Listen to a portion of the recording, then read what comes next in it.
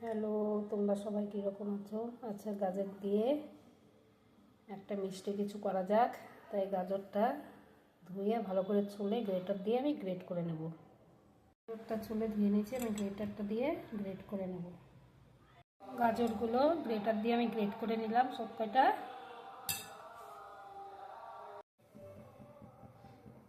কড়াই বসিয়ে দিলাম, কিছুটা আমুলের বাটার আমি দিয়ে দিলাম।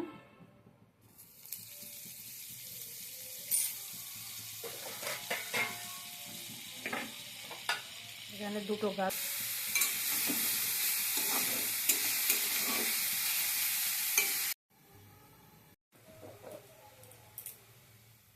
সামান্য একটু নুন দিয়ে দেবো সিদ্ধর জন্য।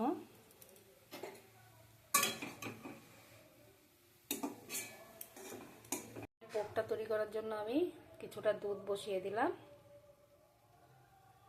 দুধটা আমার ভালোভাবে ফুটে গেছে, আমি কিছুটা ঝোলা গুড় দিয়ে দেবো মিষ্টির জন্য।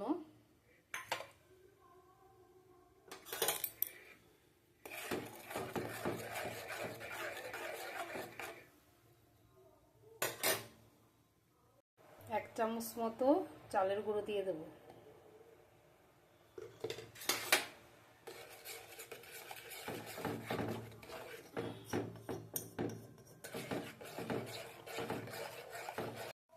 কয়েকটা এলাচ গুঁড়ো করে নেব।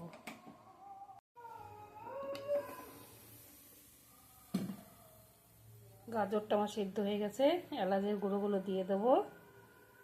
আর এরকম কাপে হাফ কাপ মতো চিনি দিয়ে দেবো।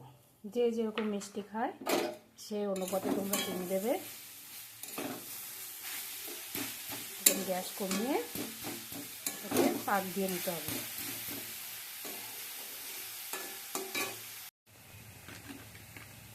ছোট একটা আমুলের প্যাকেট গুঁড়ো আমি দিয়ে দেবো, দিয়ে আমি ভালো করে মিশিয়ে নেব। আমুলের গুঁড়োটা প্রথমে আমি দিইনি, কেন এটা তো গুঁড়ো দেবো, তাই আমি এটা লাস্টেই দিয়েছি। চিনিটাও গলে গেছে, আর এদিক দিয়ে আমার কেকটাও তৈরি হয়ে গেছে।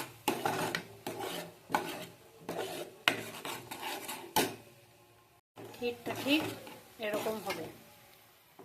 আমি গ্যাসটা অফ করে দেবো। দেখেন, আমুলটা পরে দেওয়াতে একটু গুঁড়ো গুঁড়ো আছে, এটা মুখে লাগবে, বেশ ভালো লাগবে খেতে। এর জন্য আমি আমুলটা পরে দিয়েছি।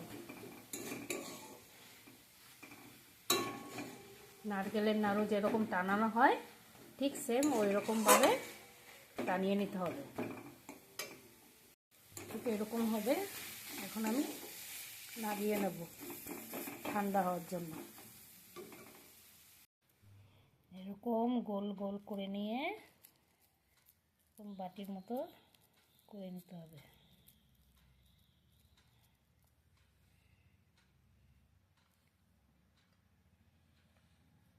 কেকটা এরকম মাঝখানে দিয়ে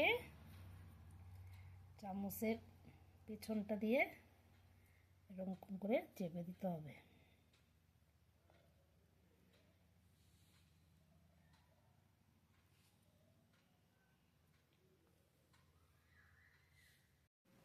মাঝখানে একটা একটা করে কিশমিশ দিয়ে আমি সাজিয়ে নিলাম। এইভাবে গাজরের মিষ্টিটা বাড়িতে অবশ্যই ট্রাই করে দেখবেন। হেভি টেস্টি, দারুণ লাগে খেতে। কীরকম হয়েছে অবশ্যই আপনারা জানাবেন।